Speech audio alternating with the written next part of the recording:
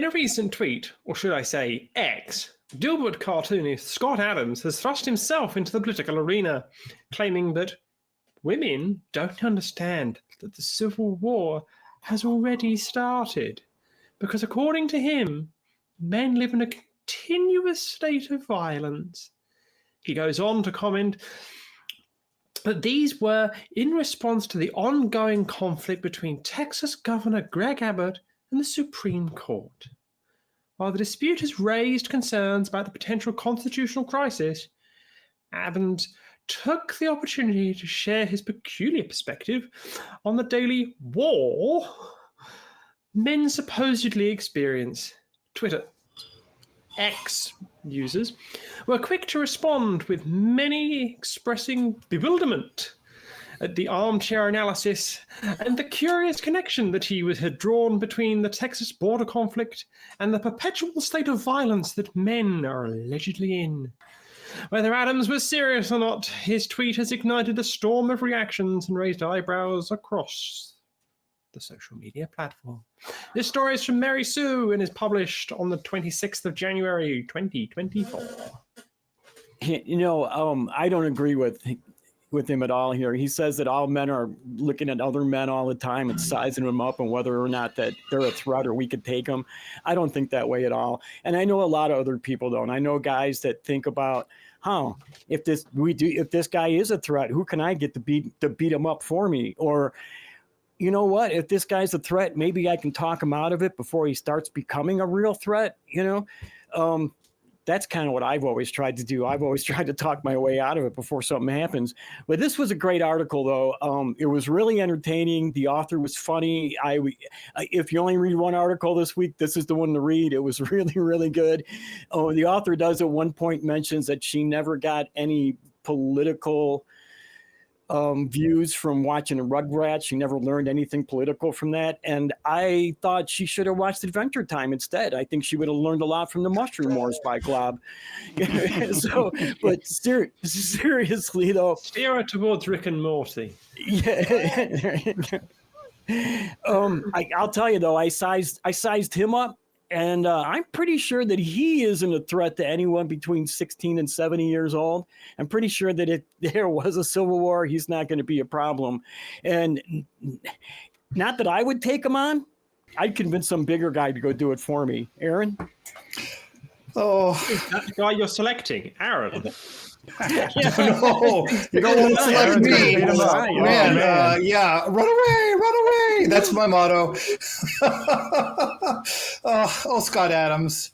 Just because you have a popular comic strip doesn't mean you know anything about anything, and we should listen or respect what you say. It just means you're good at writing comic strips and writing 4-panel jokes. That's what you're good at. Stick to what you're good at. Stick to what you know. And honestly, I'm a little tired of people's tweets. X's, I don't know what we call them now, tweets. I'm really getting tired of people's tweets becoming news. Being able to blast all your private thoughts to the world, that's not, in my view, not really newsworthy. Charles Schultz, he created Peanuts. He could have had some crazy views, but we never knew about it because only his family knew. Only his friends would have known, right? He didn't have a platform to tweet out what his crazy Civil War or who knows what other stuff he might have believed. And I hope someday these celebrity tweets stop getting covered by the media. But I understand why.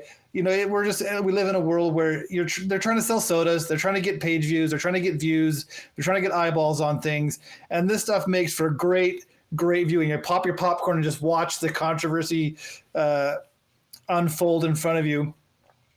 But this tweet is beyond. He starts out by saying women don't understand that the Civil War already started. What's he trying to even say there? Why in the world? Why would he even bring women into it? I don't understand. Why not just say the Civil War has already started? He's already starting showing the world that he's just a misogynist and doesn't like women. I don't. Or maybe he was just trying to include women in his stupid statement. Yeah, include them by saying. He was just trying to be inclusive. By including them, by excluding them? Yeah. Men live in a continuous state of violence. We size up every threat and have a tentative plan to kill it first. We live that war and it never stops. not true. And I kind of feel really bad that that's the kind of state that Scott Adams lives in from day to day, where he is constantly sizing up threats and constantly sizing up what to do and how to kill something first. That seems like that's some serious anxiety, and he should probably go see a professional to get some help for that. He's just it sounds like he lives in a state of constant hypervigilance and anxiety, and that's just not a fun place to be. And the rest of his tweet makes absolutely no sense. It's incoherent at best. I had no idea what he was trying to say, how he was trying to say it. He tries to bring in game theory that a new civil war would not be fought by troops and men with guns because it's all been gamed out of the system. But he doesn't make any coherent thoughts on what a civil war would look like, why there's currently a civil war going on. I don't see a civil war going on. I'm confused. Infidel, help me not be so confused. I'm sorry, Aaron. I wasn't listening because I was busy plotting and assessing the threat that you and Kelly posed to me, and just being very, very thankful that Jimmy Jr. is not on the show, because I know I couldn't kick his ass. I might have a shot with you, Aaron. I think I could take you, Kelly.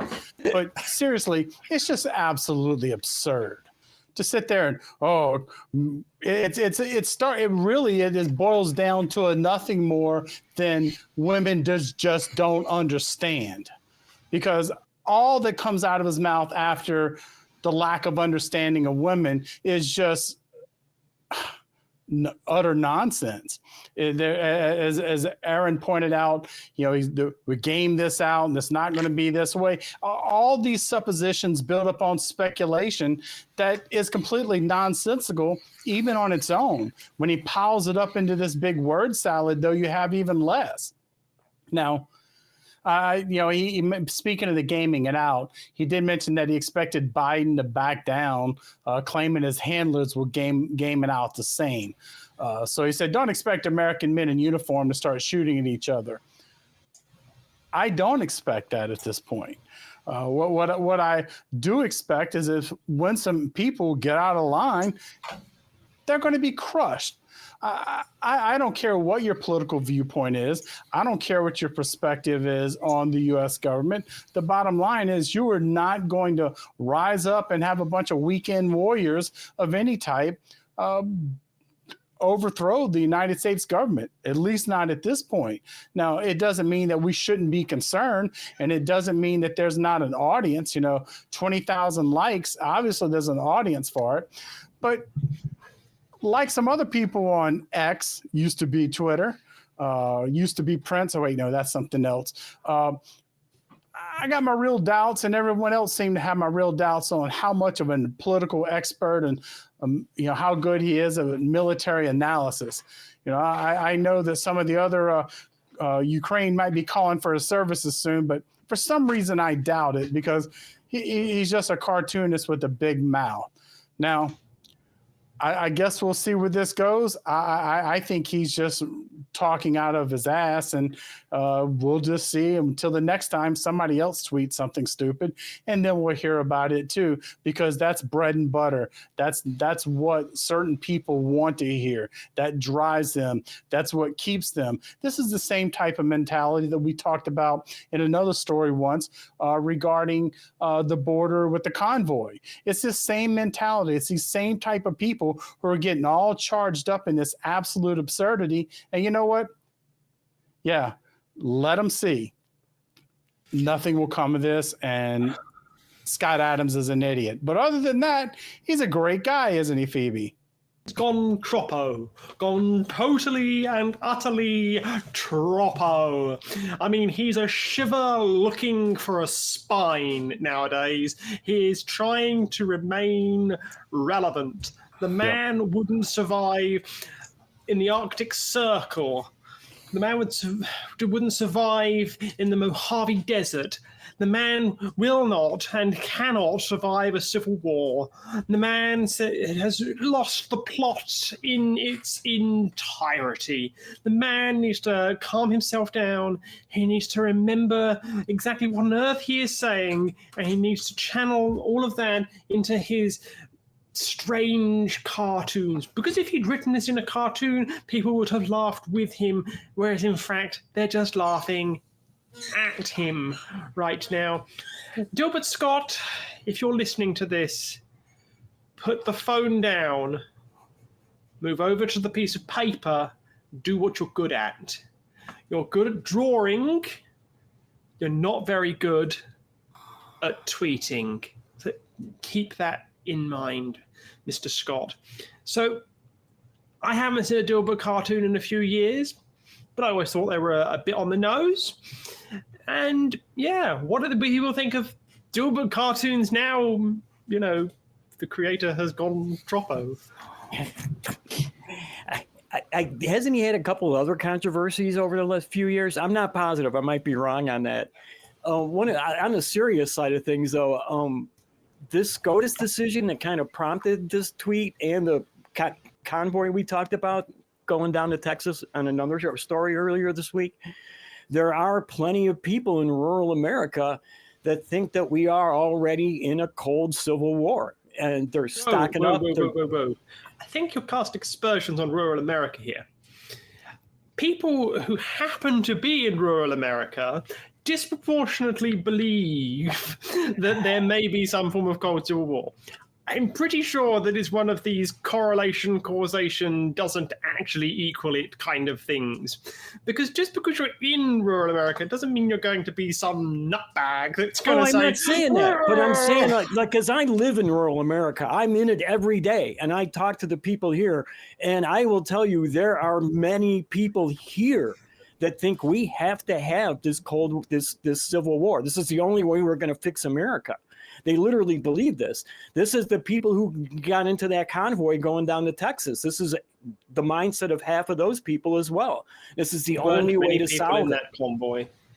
Pardon? There weren't many people in that convoy. No, they're not. But I'm saying, that's the same mentality. And I think, like I talked to two people this week about what was going on in Texas, both on the right, and they're totally behind Abbott. They don't know the whole story. They don't know that the feds tried to cut the razor wire to go save some drowning children. And then when I explained that to them, they're like, well, the kids never should have been in the river anyway. You know, and I'm just like, holy shit. Do you really think that this legal debate is worth drowning children? Do you think that cutting the razor wire and whose job it was to do that and whose job it was to not cut it is more important than saving drowning children? And that just freaking blows me away. And it makes me sad for these people that they think that this is more important than the lives of children. What do you think of the cartoons? Oh, yeah. I was never a big Dilbert fan, so I was never an Office guy. So, you know. I see. I think I can still enjoy Dilbert because, like I said, he hits Office life pretty spot on, even though he doesn't go to the office anymore. But I've enjoyed Dilbert. I don't read comic strips much anymore, but I can enjoy what he puts on paper. I probably don't want to give him any money. I don't want to buy any of his books. I don't want to check them out from the library and encourage people to give him any money. He's kind of crazy and cuckoo. So it doesn't really change my view of Dilbert per se. But Infidel, what do you think? Does it change your view on Dilbert? Well, my view on Dilbert was rather indifferent in the first place. I've read some over time. I went, no, okay, that I found some humor in that and moved on. I never was particularly fixated with it. So I think I'll manage just fine with or without him. Having said that, though, I do think that, unfortunately, this is a prime example, once again, of people who are being fed a constant diet of fear. They're being told that people of color are coming across the border and somehow they're going to use all your public funding because they're lazy in their own welfare, and they're going to take your jobs too at the same time. So, I mean, it can be one or the other. Are they taking your jobs or are they taking your welfare? Doing Or both, neither. don't you know? They're taking the jobs on welfare. Well, clearly, because that's what they're being fed, and they actually believe that, and that's unfortunately these people, a lot of them aren't going to get up and go into a convoy or tweet support and be a big fan of Dilbert, but they do vote, and that's what scares me, because these people, they need to think about who they are and what's important. As Kelly said, I can't think of anything I have in my life that's more important than 3 people, a mother and 2 children, drowning in a lake if I'm capable of doing something. What would I give up for that? I mean, obviously not my own family, but there's a lot of things I would give up and put at risk for that. So to give this, well, they shouldn't have been in the river. Well, there's a lot of things that shouldn't have been the case. We should have an immigration system that allows for realistic immigration, because we need immigrants in this country. We don't kid ourselves. We're dependent upon them for work, for cheap labor. And the people that are dependent on them the most are the boomer generation, to work the jobs in care homes, to work the healthcare jobs, and so on. Absolutely. They're going to be caring for plenty of the people that, if they were feeling better, they might be in this convoy. And that's unfortunate, because they don't make that connect. They say, oh, I know this person, and they're okay, and they do that. But that distant, indiscriminate person that's drowning in the river with their kids, what were they doing in the river? Trying to live, who knows what they were trying to get away from. Because when you think about it, yes, what did drive a woman and her 2 kids to be in the river in that situation? It wasn't just, hey, you know what, I want to go live on welfare in the United States. It's desperation. It's desperation that causes that. And to make this anything else is just utterly dishonest. Sorry, Phoebe. So who would last longer in a civil war, Scott Adams or Dilbert? Oh. Who would last longer in a civil war, Scott Adams Probably or Dilbert by a couple of minutes. I'll give it to Dilbert by a couple of minutes. Aaron, who would last longer, Dilbert or Scott Adams in this civil war? Well, Dilbert, libraries and books might be one of the first targets in the Civil War. That means all of Dilbert's just probably going to get burned in a pile. So I probably Dilbert is everywhere. Remember, Dilbert is everywhere. It's all a question of whether how fast the books all get burned in the Civil War. But I think I'm going to give the edge to Dilbert. Yeah.